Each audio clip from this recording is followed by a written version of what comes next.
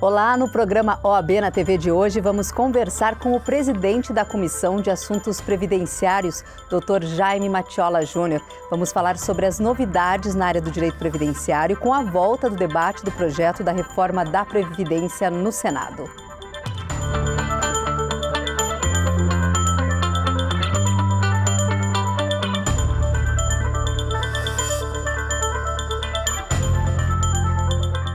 Além de acompanhar o programa na TV Câmara, você pode assistir as entrevistas completas em nossas redes sociais e no canal do YouTube OAB Itajaí. Acesse também os nossos canais de comunicação. A OAB está no Facebook e também no Instagram. Olá, doutor Jaime, obrigada pela participação aqui no programa OAB na TV. Juliana, obrigado, uma boa tarde. Aliás, olá, espectadores da Câmara, da TV Câmara, da OAB. Aí nos é dada essa oportunidade nesse momento em que a reforma da Previdência é um dos debates mais acalorados da sociedade e que há necessidade de uma atuação muito mais agressiva das comissões de assuntos previdenciários, dada a importância do tema para o país. Vamos falar então sobre a reforma da Previdência. Há alguns anos esse assunto vem sido debatido, ele gera opiniões diversas, diferentes. Nesse momento está em andamento no Senado, porque já passou pela Câmara, já foi aprovado juridicamente. Quais são os pontos positivos e negativos, doutor? Ok, até para a gente poder tratar isso é importante pontuar a tramitação desse projeto hoje. Então, ele passou pela Câmara nos 2 turnos, hoje está no Senado já em vias de aprovação praticamente, é certa, creio ser certa a aprovação no Senado, mas possivelmente tramitará aí uma PEC paralela para fazer algumas correções, alguns ajustes que se façam necessários. No primeiro momento, verifico que algumas poucas questões eu entendo tenham sido razoáveis ou boas do ponto de vista do aspecto da reforma. Por exemplo, manteve-se a idade mínima da aposentadoria, tal qual nos termos anteriores dos trabalhadores rurais, 55 ou 60 anos, até porque é uma categoria bastante sofrida e tem peculiaridades bastante específicas. Manteve-se também a possibilidade do chamado benefício assistencial, para pessoas que não recebam somente, necessariamente, 1/4 salário mínimo por pessoa, que era o objetivo inicial, para que aquelas pessoas que recebessem até 1/4 salário mínimo por pessoa, receber 1/4 de salário mínimo per capita, tivessem o direito ao chamado LOAS, ou benefício assistencial. E se manteve uma possibilidade aí de flexibilização desse critério para abranger um maior número de beneficiados. Então, me parece aí ser 2 pontos cruciais que acabaram, de alguma maneira, fazendo alguma justiça social do ponto de vista de reforma. Agora, do ponto de vista negativo, me parece, do ponto de vista da questão de retrocesso social, me parecem algumas questões mal debatidas, inclusive até o momento, como, por exemplo, a questão das aposentadorias especiais por agentes agressivos. Nós vivemos aqui numa região em que vários dos nossos trabalhadores estão expostos a agentes agressivos, atividades insalubres, atividades periculosas, atividades penosas. O pessoal da atividade portuária, da atividade de saúde, da atividade dos estaleiros, pesca, etc. Todas essas atividades são consideradas especiais, até porque esse trabalhador, ao longo da sua vida laboral, ele vai ter um desgaste maior do que eu, por exemplo, do que você, em decorrência da peculiaridade da sua atividade.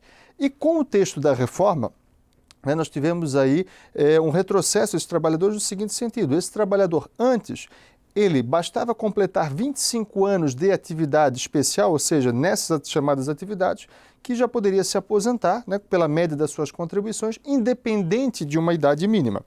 Com a aprovação da reforma, esse trabalhador vai ter que se incluir numa regra de pontuação em que, na prática, dificilmente algum trabalhador aposentar-se-á, mesmo com atividade especial, antes dos 61 anos de idade. O que me parece, se você disser para mim que consigo trabalhar até os 61 anos, já estou convencido disso, já estou tranquilo, já durmo com esse barulho sem problema algum. Agora, você me dizer que o soldador, o montador, o pescador vai ter que ficar nessa condição, me parece um pouco temerário, e me parece um dos pontos mais preocupantes aí do ponto de vista da reforma da Previdência. Quando o senhor fala que, inclusive, ela deve passar aí por algumas alterações, sim, esse é um ponto que não deve ser analisado? Esse ponto já foi objeto agora no Senado, no próprio relatório no Senado, de debate, mas superado, e deve se manter nesse mesmo sentido. Não acredito, sinceramente, que a PEC paralela deva vir com esse tipo de mudança. Então, me parece que a PEC paralela tem outros objetivos que, né, podemos falar aqui durante gostaria nossa que fala. o senhor citasse, né, na sua avaliação, quais devem ser essas mudanças dessa PEC paralela? Olha, a PEC paralela, num primeiro momento, o que se anuncia, né, nos corredores do Senado é a possibilidade, primeira, de inclusão dos estados e municípios na reforma, que isso é uma questão salutar, pois a reforma hoje, tal qual ela foi aprovada, ela vale para o regime geral, ou seja, para a iniciativa privada e para parte dos trabalhadores do serviço público que ainda estão abrangidos pelo INSS, o Regime Geral de Previdência, e para, né, o regime próprio de previdência dos servidores da União. Então, para a inclusão dos estados e municípios, se faz necessária, né, a alteração para a extensão da reforma, do texto da reforma, para os estados e municípios, e o que também possivelmente demandará regulamentações locais nesse sentido. Então, esse é um dos primeiros pontos que acredito que devam ser objeto aí da PEC paralela. E o segundo ponto é a possibilidade de nós termos novas fontes de custeio para a Previdência, como, por exemplo, contribuição previdenciária quanto ao agronegócio no tocante à exportação. Então, a produção brasileira que é exportada pode vir a ser tributada, né, no agronegócio, com o objetivo dessa tributação de ser realocada no caixa da Previdência Social, né, com o fito de, eventualmente, aí, equilibrar, né, o suposto déficit da Previdência. Temos aí algumas discussões quanto à volta da chamada CPMF, mas aí não se sabe se isso vai entrar nesse mesmo contexto da PEC ou não, e por óbvio que se retornar não será CPMF, mas com outra roupagem, enfim, né? Mas não se sabe ainda se vai entrar nessa mesma discussão, mas em princípio o objetivo também seria para custeio do caixa da Previdência Social, né? Hoje para custear as contribuições patronais. Doutor Jaime, para quem entra no mercado de trabalho após uma aprovação, né, dessa reforma, o que muda? Olha, muda muita coisa, porque a questão hoje esse trabalhador que é um novo ingressante, né, um ingressante após a PEC 6, ele tem uma idade mínima para aposentadoria, mesmo que ele tenha um tempo elevado de contribuição. E essa idade mínima, em princípio, de 62 ou 65 anos, a depender se homem ou se mulher. Então, você mesmo que tenha 30, 40, 50 anos de contribuição, você vai ter que necessariamente ter uma idade mínima, coisa que hoje não temos. Então, hoje, a mulher pode aposentar-se aos 30 anos de contribuição, o homem aos 35, independente de uma idade mínima, né? O cálculo vai variar de acordo com as suas peculiaridades, algumas categorias também têm tempos e idades aí reduzidas, mas é fato hoje que você pode se aposentar independente de uma idade mínima. Então, o primeiro ponto crucial é a idade mínima de 62 ou 65. O segundo ponto é que a partir de então nós vamos ter um cálculo bastante diferenciado, né? O cálculo hoje dos benefícios da Previdência funciona basicamente da seguinte forma: pega-se a média das contribuições do segurado desde julho de 94, quando foi instalado o Plano Real, e dessa média se faz a média dessas contribuições até a data da respectiva aposentadoria, mas retirando sempre 20% das piores contribuições, e a partir dali se aplica fator previdenciário, né, coeficiente, outros índices que vêm, né, no final a criar o que nós chamamos lá de RMI, Renda Mensal Inicial da Aposentadoria. A partir da PEC, essa média, tá, já é totalmente modificada. Por quê? Porque essa média ela não despreza, né, a nova média, o novo cálculo da Previdência, ele não despreza as 20% piores contribuições. Então, ou seja, a remuneração do trabalhador é muito comum que ele inicie a carreira com remunerações piores e vá aumentando isso ao longo da carreira. Essa é a regra, né? Existem exceções, mas com a regra antiga era possível que 20% pelo menos dessas piores contribuições fossem eliminadas para que possamos ter um equilíbrio aí nas contribuições previdenciárias e, consequentemente, no valor de benefício. Agora, aproveitando que a gente está falando, né, quem está entrando nesse mercado de trabalho, mas quem já está, como é que vai funcionar? A gente tem um minutinho ainda para encerrar esse bloco. Como é que vai funcionar essa transição? Olha, nós vamos ter sim regras de transição, algumas para o serviço público, outras para a iniciativa privada. Basicamente, nós temos lá em torno de 5 a 7 regras de transição, algumas inaplicáveis, tá? Algumas de pontuação realmente são surreais, né, repensado o aspecto prático, mas, tá, Uma delas, por exemplo, vai ser a regra de transição para aquelas pessoas que estão há menos de 2 anos da sua aposentadoria. Ou seja, uma mulher com 28 anos de contribuição, um homem com 33, esse, por exemplo, poderá valer-se do pagamento de um pedágio, ou seja, se faltava 2 anos, né, ele vai trabalhar 2 anos e mais 50% disso, portanto 3, para eventualmente se aposentar. Me parece uma das regras mais possíveis, mais tangíveis, né, no tocante à reforma. Temos lá a regra de pontuação, mas como lhe disse, são praticamente inaplicáveis, porque a cada ano que você atinge a pontuação, mas essa pontuação vai aumentando, né? A idade mínima aumenta, o tempo de contribuição aumenta, o que me parece praticamente inatingível. Temos outra regra de transição também que vai lhe exigir uma idade mínima, né? Uma idade mínima de 57 ou 60 anos, mas aí com um pedágio de 100%. Enfim, temos uma série de regras de transição. Claro, ainda podem sofrer modificações e que pese eu não acredito. Tá? Me parece que hoje, né, o projeto que está lá me parece estar consolidado. Eu pouco creio que tenhamos agora na PEC paralela alguma alteração nos benefícios em si. Né? O que devemos ter aí é a inclusão de estados e municípios e eventualmente aí a questão do custeio. Doutor Jaime, a gente vai para um breve intervalo, né? Daqui a pouco a gente volta para falar sobre os pontos ainda da reforma. Gostaria de saber se existem diferenças, né? Quais são os pontos aí, as normas, se são iguais para os trabalhadores públicos, para os trabalhadores privados, mas na sequência a gente conversa sobre isso.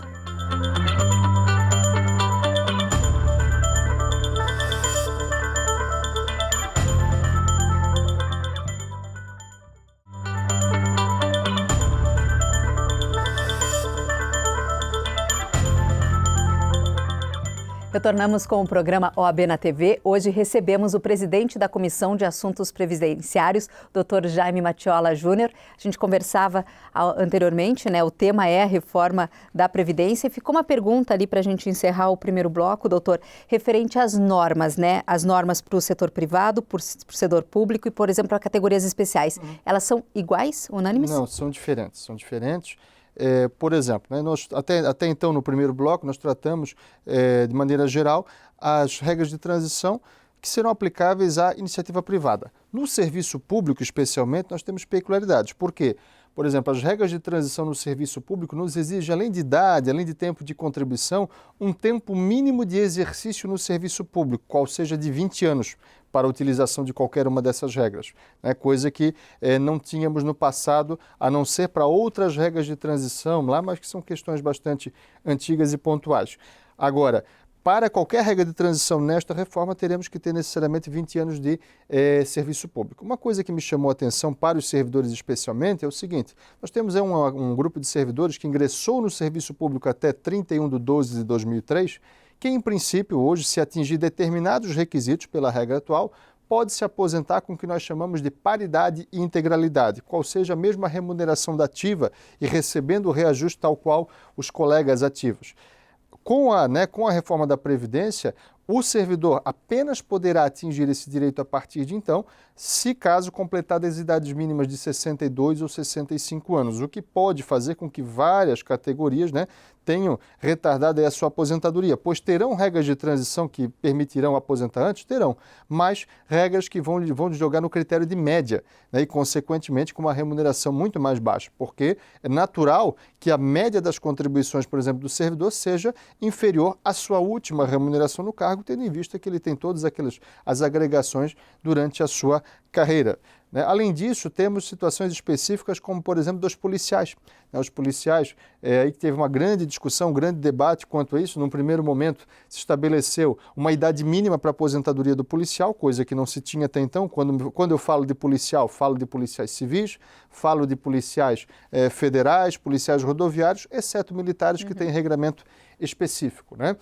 E a partir disso se estabeleceu então que o policial passa a ter uma idade mínima de 55 anos para sua aposentadoria, respeitadas, né, as possibilidades de regra de transição, onde, né, havendo 52 ou 53 de idade, os que já estão na carreira policial, poderão valer-se de regra de transição para se aposentar um pouquinho antes disso. Mas, atualmente, nós não temos, por exemplo, uma idade mínima na aposentadoria do policial.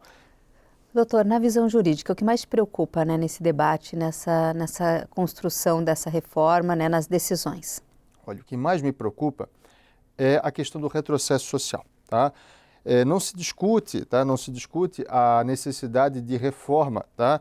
Em alguns pontos, tá? Sabe-se que o regime próprio de previdência, o regime dos servidores, ele tem sim problemas do aspecto de equilíbrio financeiro e atuarial há muitos anos, até porque os servidores municipais e estaduais passaram apenas a recolher para o regime próprio a partir da emenda 20 de 98, portanto muito recente. Isso não é culpa do servidor, que fique bem claro, mas é culpa de um sistema que foi mal pensado nesse sentido. Nós temos problemas lá em relação aos militares federais, que até hoje não possuem um regime de previdência, o que possui um regime de proteção constitucional, onde o militar até hoje ele não recolhe contribuição previdenciária para efeitos de aposentadoria. Ele recolhe para efeitos de pensão, para efeitos de saúde, mas não para aposentadoria. E aí, portanto, quando se inativa, continua sendo pago pelo Caixa da União, o que também não é culpa sua, mas o sistema foi mal pensado, simples assim. E me preocupa é que essa diferença do regime próprio, essa diferença lá dos militares está sendo tirada aqui do regime geral. E me parece perigoso, onde, por exemplo, você está tirando essa conta de um trabalhador que, por vezes... Para outro vai pagar. Claro que o sistema é solidário, enfim, mas não me parece a proposta ter um equilíbrio nesse sentido. E me preocupa um aspecto, especialmente no regime geral de previdência, é que no regime geral, as categorias mais atingidas geralmente são segurados pobres, na acepção da palavra, segurados com pouca instrução e que trabalham em atividade braçal. E geralmente atividade insalubre ou perigosa, né, ou penosa. E me preocupa é que esse trabalhador, cada vez mais, ele vai ficar mais tempo no mercado de trabalho. Que foi o que o senhor mencionou lá no começo. Consequentemente, ele vai adoecer e as doenças ocupacionais tendem a aumentar. E aí, consequentemente, nós, em que pese podemos não ter no primeiro momento mais aposentadorias, mas vamos ter um monte de benefícios por incapacidade. E me preocupa até a condição dos empregadores, tá? Porque na medida que você mantém um trabalhador por muitos anos em atividade insalubre ou perigosa, mais do que o tempo de vida útil desse trabalhador, você vai acabar desencadeando doenças ocupacionais. O que vai também desencadear uma judicialização de todo tamanho pelas chamadas doenças ocupacionais na Justiça do Trabalho, que hoje são as maiores condenações na Justiça do Trabalho, são justamente os acidentes de trabalho e doenças ocupacionais. Então, me parece um pouco temerária, né, a PEC nesse ponto, além de que, com a reforma, as aposentadorias por invalidez, que atualmente são pagas na base de 100% da média do trabalhador, agora passam a ser pagas na base de 60%, né, da média das contribuições desse trabalhador. E lembrando que essa nova média não retira as piores contribuições, então uma média menor do que no passado, e só vai ter algum acréscimo caso esse trabalhador tenha mais de 20 anos de contribuição, onde ele vai ter um acréscimozinho de 2% a cada ano, né, de contribuição excedente a 20%, até chegar em 100%.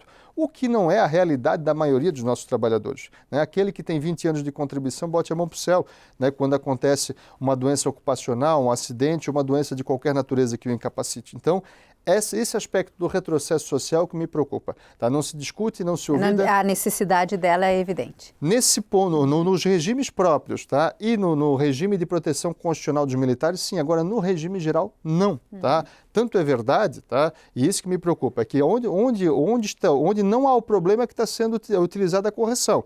Tá? No regime geral, a nossa base de custeio ela é muito grande, porque, por exemplo, o empregado ele recolhe 8, 9, 11% de contribuição previdenciária. O empregador recolhe de 20 a 40,5% de contribuição patronal e adicionais, etc. Tá? Além disso, PIS, COFINS e uma série de outras contribuições são destinadas ao Caixa do Regime Geral. Então, o Caixa do Regime Geral ele é muito amplo, diferente dos regimes próprios, diferente dos militares federais, que tem um caixa muito específico e pequeno, né? Pequeno frente ao valor dos benefícios que ele tem que custear hoje. Então, isso que me preocupa, é você retirar o problema, né, do lombo praticamente só do regime geral, né? Me parece que não que os servidores não venham a sofrer, vão sofrer com certeza, mas me parece que a facada está sendo maior aqui no regime geral, onde o problema é menor. Tá? Onde o problema é menor e as desigualdades sociais são maiores na iniciativa privada do que no serviço público. Então, esse é o ponto que mais me externa a preocupação. Me preocupa se daqui 4, 5, 6 anos nós não vamos estar aqui discutindo a reforma da reforma. Uma nova reforma. Tá? Como já aconteceu lá em 98 com a emenda 20, que em 2005 nós tivemos a emenda 47 de 2005 no serviço público, onde tiveram que fazer a reforma da reforma. Tá? Então, não duvido nada que daqui a alguns anos nós Até porque mudanças de governo podem acontecer, isso é natural, né? Mudanças de pensamento e de gestão, e até mesmo o tempo vai dizer, né, se realmente essa reforma vai ser boa ou ruim para o país, ou boa ou ruim do aspecto social. Então, acredito que daqui 4, 5, 6 ou 10 anos que nós vamos estar discutindo aí a reforma da reforma em alguns aspectos que manifestamente acredito não devam dar certo. Doutor, nós vamos para um breve intervalo, mais uma vez, daqui a pouquinho a gente fala sobre o trabalho da comissão neste ano.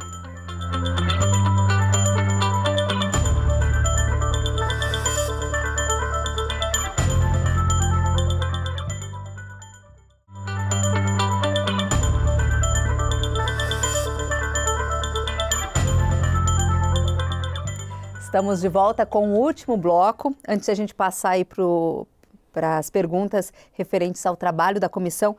Uma pergunta que ficou do bloco anterior, doutor, é referente à mudança nas pensões por morte. Existem mudanças significativas nesse setor?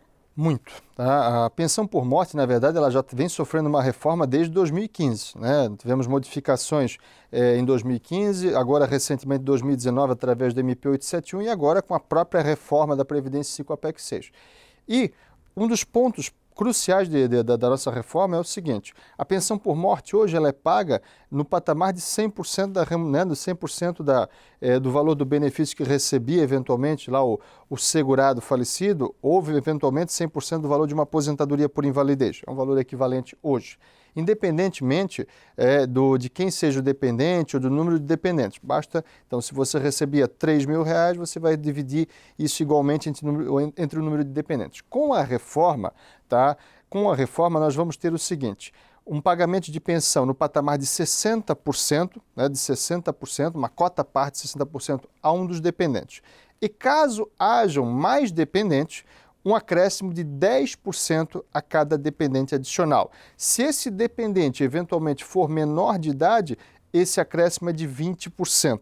Tá? Então, agora, a partir da reforma, nós temos uma pensão em cotas. Né? Em cotas de 10% ou 20% ou 60% a depender da condição de dependente. Então, não mais de 100% originariamente, como é hoje. E um dos pontos mais relevantes, além da questão das cotas, é que a partir de então você tem regras para acumulação de benefícios. Muita gente aí sonhando com a acumulação de aposentadoria e pensão, partiu, né, em outras palavras. A partir de então, você vai ter a possibilidade de acumular 100%, por exemplo, do seu benefício de aposentadoria ou de pensão, caso ele seja o melhor benefício. Então, você acumula 100% do melhor benefício e do benefício auxiliar ou secundário, enfim, você vai poder receber 80% do segundo benefício, caso ele seja no valor de um salário mínimo. E assim, escalonadamente, até chegar ao limite de 4 salários mínimos. Se o benefício for maior do que 4 salários mínimos, o segundo benefício, nesse caso, você não recebe nada. Tá? Então, as regras de acumulação de benefícios me parecem bastante rígidas e esse é um dos pontos que eu acredito que daqui a alguns anos nós vamos estar revendo, tá?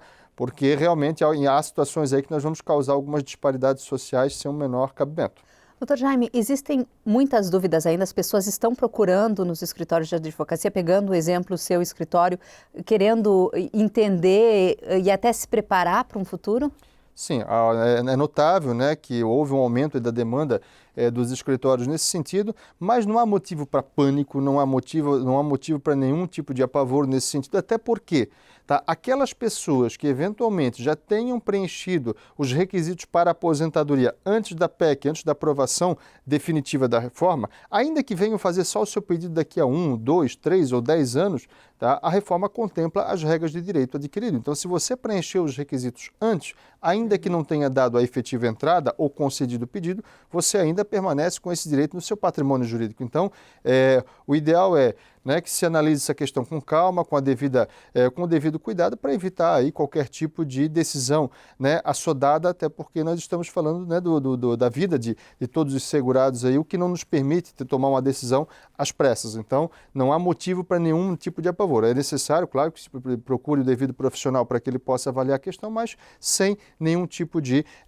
pânico nesse sentido, como alguns têm aventado, às vezes desinformadamente, sobre essa questão. Doutor, agora nós vamos falar sobre a grande participação da comissão em assuntos voltados à defesa do direito da comunidade. Em 2019, esse ano, a comissão já realizou alguns eventos para apresentar à comunidade o que está sendo debatido no país. Quanto à reforma, da Previdência, é um exemplo. Em março, a subseção de Itajaí realizou uma audiência pública para tratar da mudança da sede da Justiça Federal. E é que o novo local aí não fornece algumas questões próprias para atendimento. Certo. Como ficou essa situação, a gente gostaria de saber.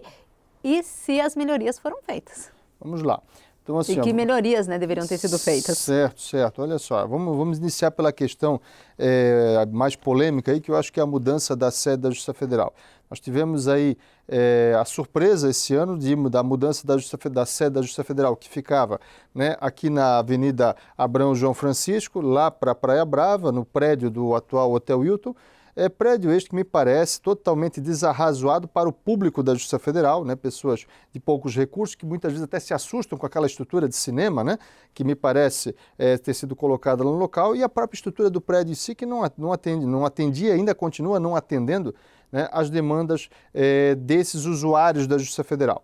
Então, diante disso, a OAB de Itajaí, em conjunto, em parceria com subseções locais como Navegantes, como Itapema, dentre outras, acabou realizando uma audiência pública aqui para tratar do assunto, constituiu uma comissão que avaliou toda essa situação da mudança, desde o aspecto de legalidade, desde o aspecto estrutural dessa mudança, se ela era necessária ou não e em que parâmetros que isso foi feito.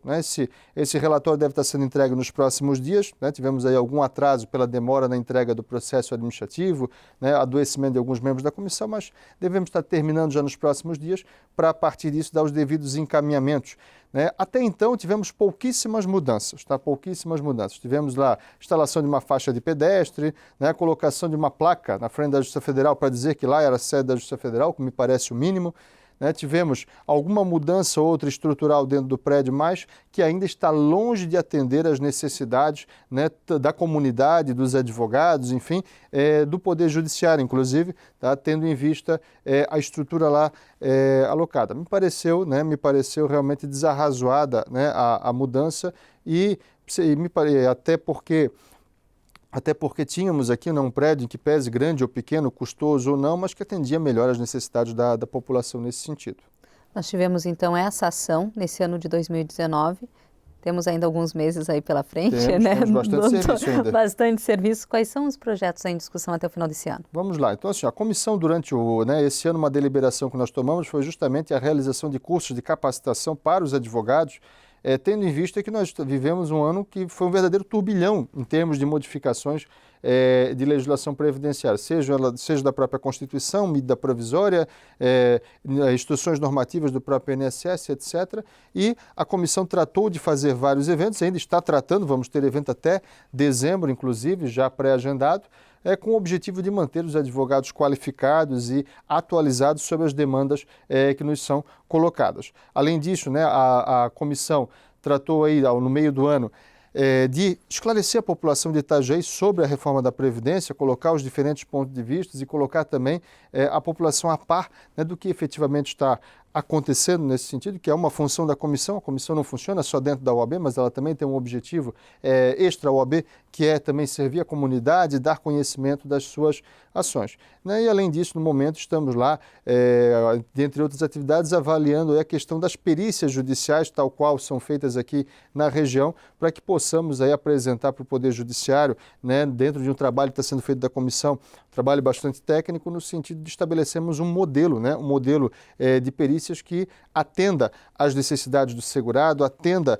adequadamente à legislação e que possa propiciar, assim, um melhor acesso à justiça, para que não tenhamos aí reiteradas perícias, muitas vezes com questionamentos sobre o seu aspecto de legalidade, sobre o seu aspecto de mérito, enfim, e, consequentemente, dar uma melhor qualidade aos julgamentos do Poder Judiciário também neste sentido.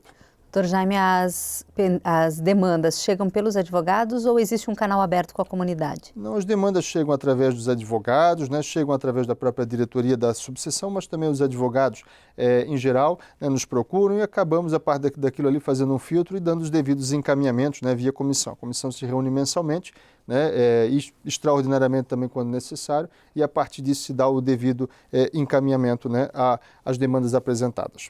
Tá certo, eu gostaria de agradecer a sua participação, esse bate-papo. Fica um espacinho aí, um tempinho, para que o senhor, de repente, destaque algum ponto que possa ter ficado de fora da nossa conversa. Claro, Juliana, eu agradeço imensamente a oportunidade, né?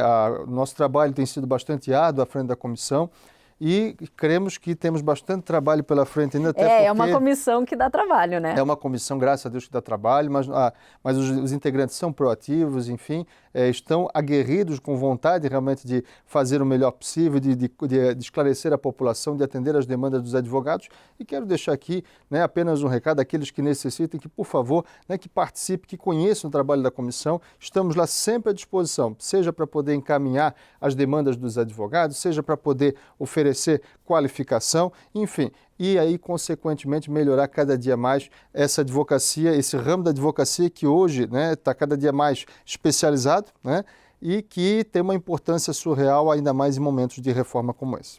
Jaime, muito obrigada. Fica sempre aberto o espaço aqui no programa OAB na TV. Não esqueça que você pode acompanhar o programa OAB na TV todas as terças-feiras, às 10h30 da noite, aqui na TV Câmara, e o reprise às quintas-feiras, também às 10h30 da noite. Obrigada.